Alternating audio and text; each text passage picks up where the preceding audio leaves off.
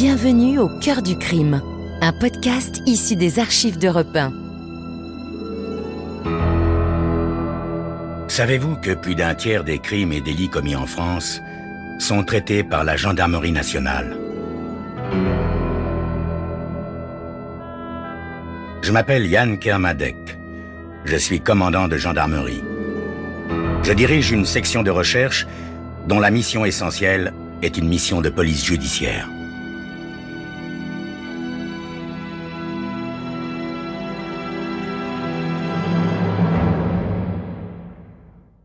L'histoire que je vais vous raconter est une histoire vraie. Tous les faits sont réels et se sont déroulés en France. Seuls, les noms des personnes et des lieux ont été changés.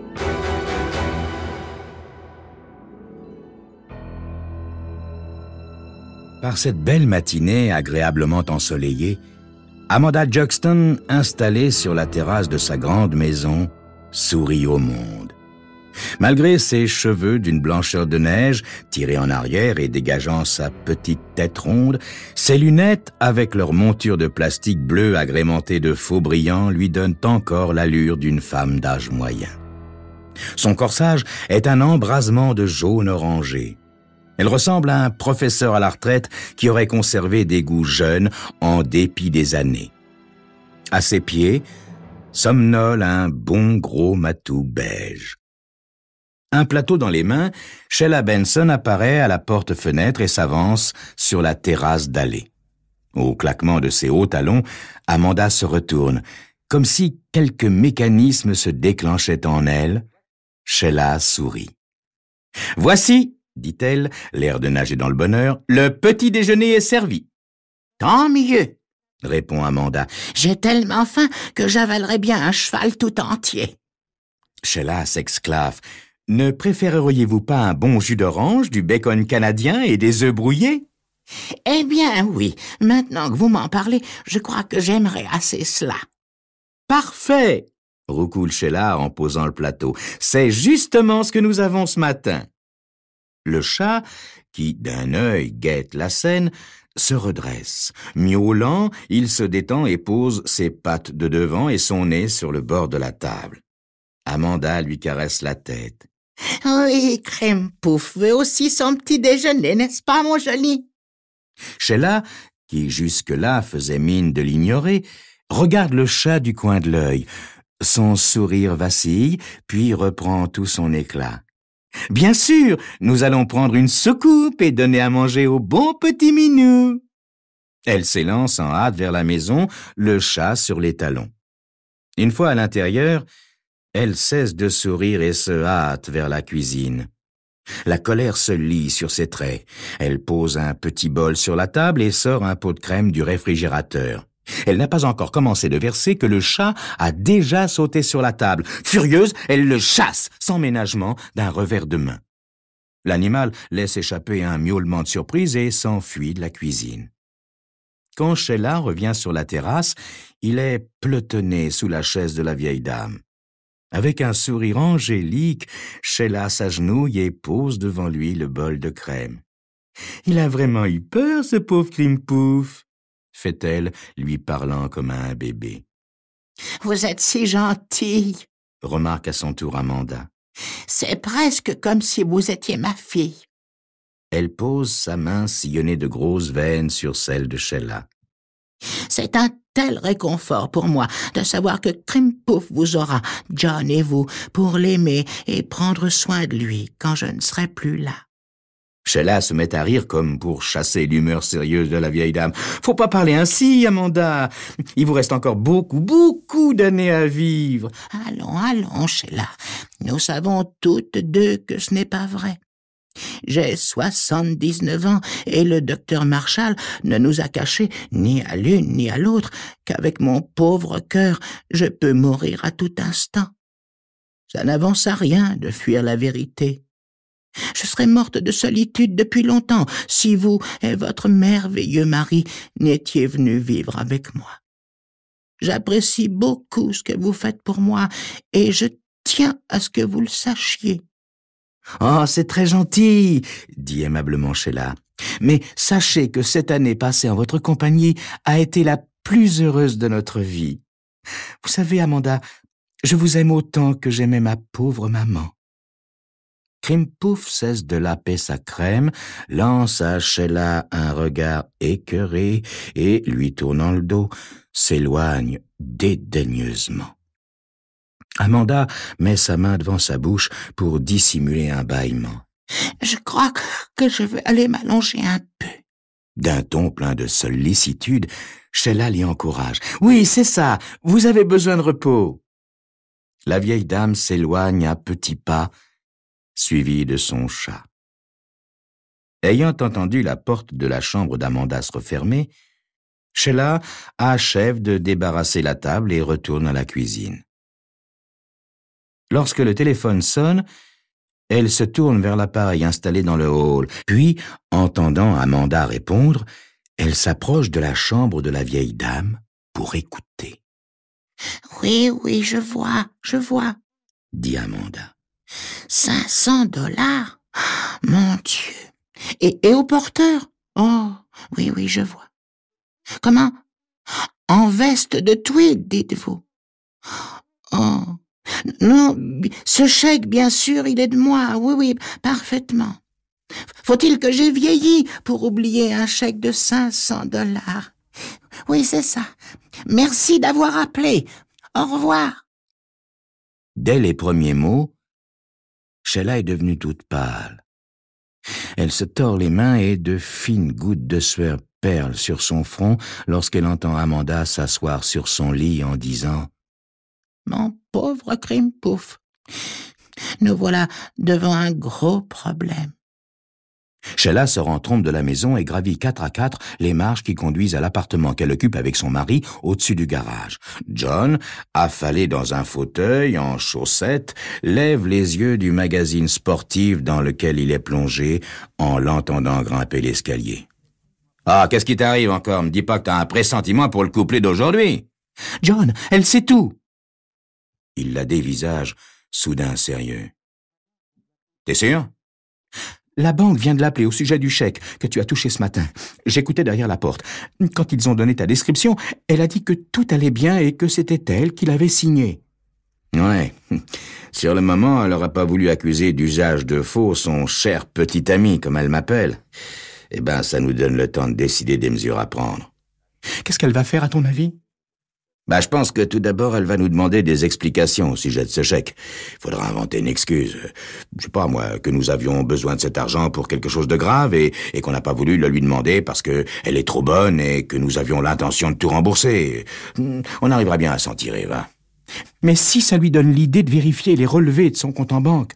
Alors, mon cœur, je dirais que nous avons tué la poule aux œufs d'or. Pire encore, tu sais qu'elle est radin. Si elle découvre qu'on a touché pour plus de 10 000 $ de faux chèques, elle va nous faire arrêter. Le front ridé, les lèvres serrées, John s'absorbe dans ses pensées. Sheila se demande une fois de plus comment un simple emploi d'infirmière a pu les conduire à cela. Quand l'agence lui a offert la place il y a 1 an, elle a tout d'abord refusé, mais John n'ayant pas de travail en vue, elle finit par accepter. Heureusement, Amanda lui a plu tout de suite. 1 semaine plus tard, Sheila lui parlait de son mari au chômage. Amanda les invita alors à dîner tous les deux et, peu après, leur proposait de venir vivre auprès d'elle. Ils ne seraient pas traités comme des domestiques, leur avait-elle expliqué, mais plutôt comme des membres de la famille. Amanda leur proposant un salaire mensuel de 200 $, plus naturellement les dépenses courantes, il l'avait fait monter jusqu'à 275, mais n'avait pu obtenir plus. Par la suite, elle leur avait confié qu'elle s'était attendue à payer 250 $, mais que Crimpouf et elle étaient bien d'accord pour ne pas aller au-delà de 275. Il savait que son mari lui avait laissé beaucoup d'argent. Mais ce n'est que beaucoup plus tard qu'ils apprirent qu'elle possédait plus de 2 millions de $ en titres et propriétés. Dès lors, ils n'eurent plus qu'une idée, lui soutirer davantage d'argent.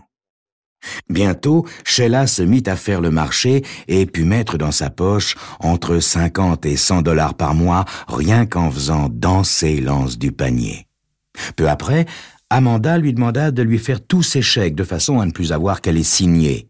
Poussée par John, Sheila s'arrangea pour être chargée aussi du contrôle des relevés bancaires. Puis, John ayant démontré qu'il serait facile d'imiter la signature d'Amanda, ils avaient encaissé pour plusieurs centaines de dollars de faux chèques, environ 2 fois par mois.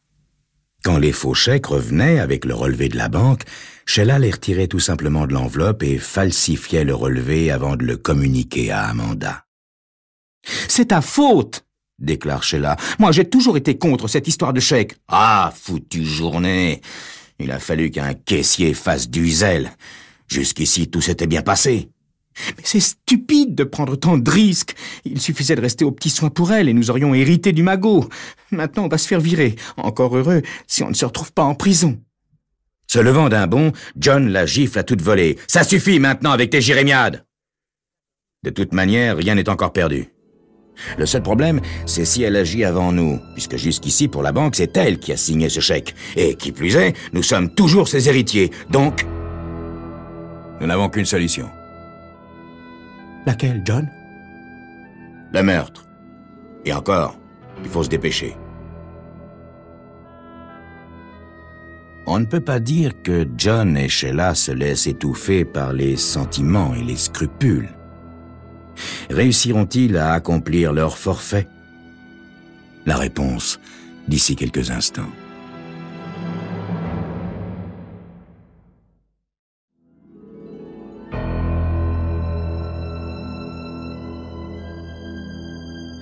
Abusant de la confiance d'une vieille dame qui les aime comme ses propres enfants, John et Sheila ont réussi, en lui faisant signer des chèques, à s'emparer d'une partie de sa fortune. Ce qui est d'autant plus risqué et ridicule qu'elle avait fait d'eux ses héritiers. Elle vient de découvrir leur forfait. Sheila en a la preuve par une conversation de la vieille dame avec son banquier. Pour l'instant, elle les a couverts, mais il faut la prendre de vitesse. Et pour cela, une seule solution dans l'esprit de John. Le meurtre.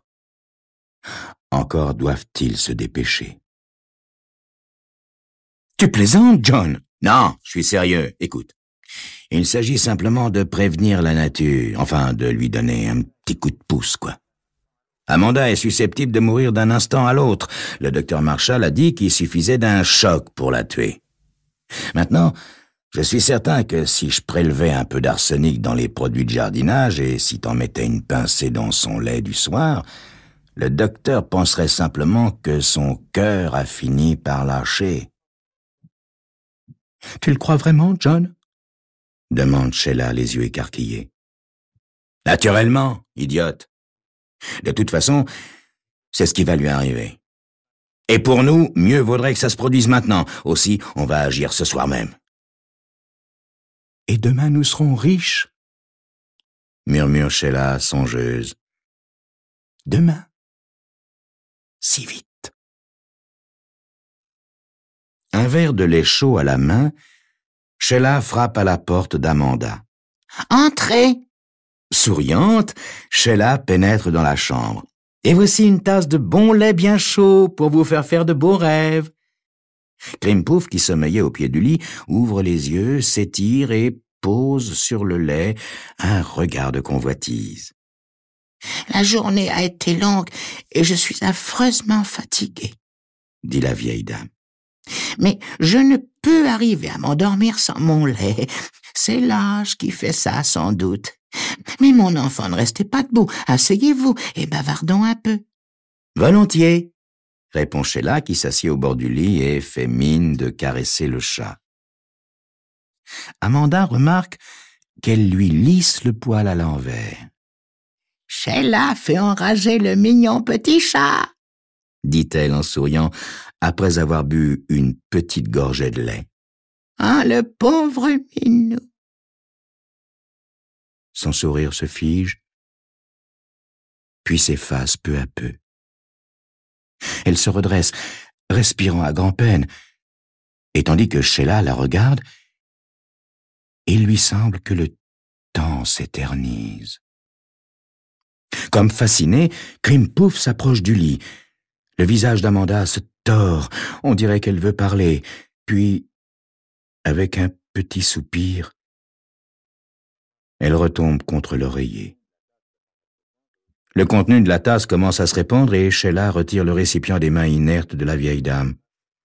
Grimpouf vient renifler le visage de sa maîtresse et se met à miauler comme s'il pouvait la rappeler à la vie. Sheila pose la tasse sur la table de chevet et court à la porte d'où elle appelle « John! John! Elle est morte !» John escalade l'escalier 4 à 4. D'un coup d'œil, il enregistre la scène, puis, s'approchant du lit, tâte le pouls d'Amanda. « Ouais, ma belle. Tout ce qu'il y a de plus morte. » Sheila contemple le corps. C'était si facile. On aurait dû le faire plus tôt. John acquiesce d'un murmure et décroche le téléphone. Il compose un numéro et demande à parler au docteur Marshall. Le chat miaule furieusement pendant que John parle au docteur d'une voix empreinte de tristesse. Sheila pose la tasse de lait à terre et dit « Tiens, sale bête, viens donc boire !» Avec bonne grâce, le chat saute du lit et vient laper le lait. Quand John raccroche le téléphone, le chat pousse son dernier soupir. « Le médecin arrive tout de suite !» John s'interrompt, pétrifié. « Espèce d'idiote !» s'exclame-t-il d'une voix furieuse. « Il t'est pas venu à l'idée que si le chat mourait aussi, les gens penseraient poison et ne seraient pas loin à nous montrer du doigt ?» « J'y ai pas pensé !» dit Sheila, comprenant soudain la colère de son mari. Elle a rarement vu dans ses yeux une telle rage furibonde. « Mais à quoi tu joues, idiote? Ta bêtise peut nous mener droit à la chambre à gaz. » « John, est-ce qu'on ne peut pas l'enterrer et dire qu'il s'est enfui ou... je ne sais pas, moi. »« Personne n'y croirait. Tous ceux qui connaissaient Amanda savent que ce damné chat ne la quittait jamais d'une semelle. » Sheila sent la panique s'emparer d'elle. John fait claquer ses doigts comme, soudain, frappé d'une sublime inspiration. « J'ai trouvé. Ça peut marcher. »« Quoi, John ?»« Le chat et elle étaient inséparables. Si le chat s'était fait écraser, le choc aurait très certainement tué la vieille sorcière. » Sheila pousse un soupir de soulagement. « Tu veux l'écraser post-mortem, c'est ça? » Exactement.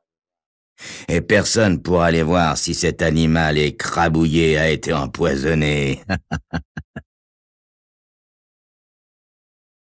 Le docteur Marshall se redresse en hochant la tête. « La pauvre femme est bien morte. » Sheila s'essuie les yeux. D'une voix brisée, elle murmure. « Elle disait qu'elle ne pourrait pas s'endormir tant qu'on n'aurait pas trouvé Grimpouf. Alors, John et moi avons été voir sur la route, et il était là, dans le caniveau, écrasé, en sang. Vous l'avez vu? » « On voulait pas lui dire, » dit John. « Mais elle a entendu Sheila crier, et elle est arrivée dans le hall juste comme je rentrais avec le chat dans mes bras. En le voyant, elle a poussé un cri. Elle a voulu courir vers nous et elle est tombée. Moi, je pense qu'elle était déjà morte quand nous l'avons transportée dans sa chambre. » Le docteur hoche la tête. « Elle avait cette bête depuis plus de 10 ans. C'était sa seule famille avant que vous ne veniez. Je suis content que vous ayez été là. Au moins, la pauvre est-elle morte entourée de ceux qui l'aimaient. »« Oh !» sanglote Sheila. « Elle était comme une mère pour nous. Une femme si merveilleuse, si bonne. Nous sommes désespérés. » Un groupe austère fait face au notaire George Martin. Sont présents les représentants de plusieurs œuvres de charité, la femme de ménage d'Amanda, 2 jeunes livreurs de journaux, le laitier, le docteur Marshall, Sheila et John. Le notaire a lu d'un ton machinal le préambule et la liste des dons mineurs faits aux personnes présentes. Il n'a même pas changé de ton pour lire le passage concernant le legs de 25 000 $ au docteur Marshall, à charge pour lui de les consacrer à l'œuvre qu'il jugera la plus digne d'intérêt. Puis, le notaire se racle la gorge avant de poursuivre. J'arrive maintenant au legs le plus important.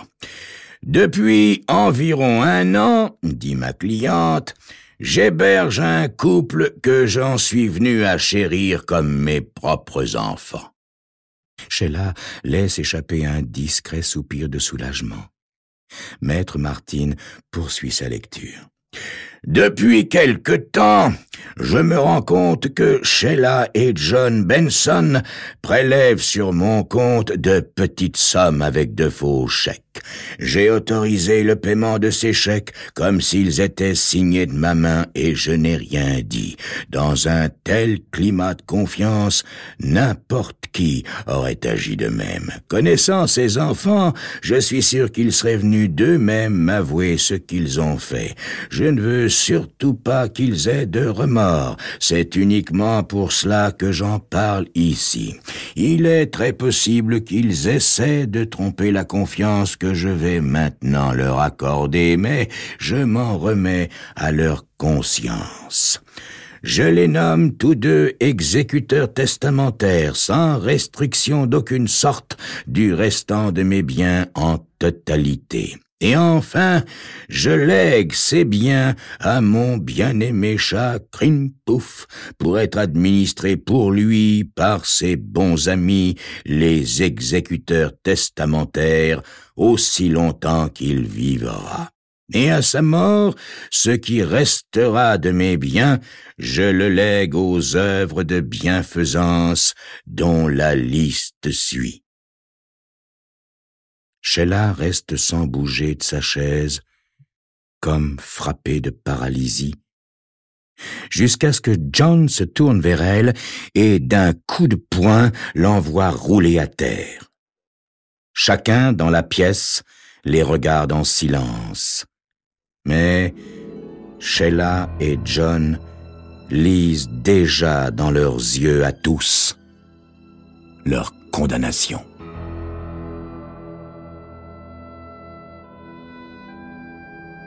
Vous venez d'écouter Au cœur du crime, un podcast issu des archives d'Europe 1. Réalisation Julien Tarot. Production Raphaël Mariat. Patrimoine sonore Sylvain Denis, Laetitia Casanova et Antoine Reclus. Promotion Marie Corpet.